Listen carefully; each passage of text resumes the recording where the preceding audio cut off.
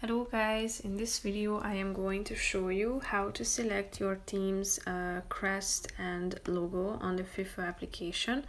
But first I just want to mention, don't forget to subscribe to my channel because at 10,000 subscribers I am going to show you my whole YouTube revenue statistics and growth strategy, how to make money online. So let's jump into it. First of all, open the application on your phone.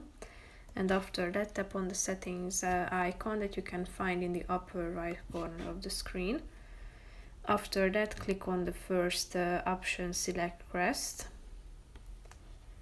And here you can find your favorite team's crest. If you scroll down, you can see the available crests. So just simply tap on the relevant one and click on select below.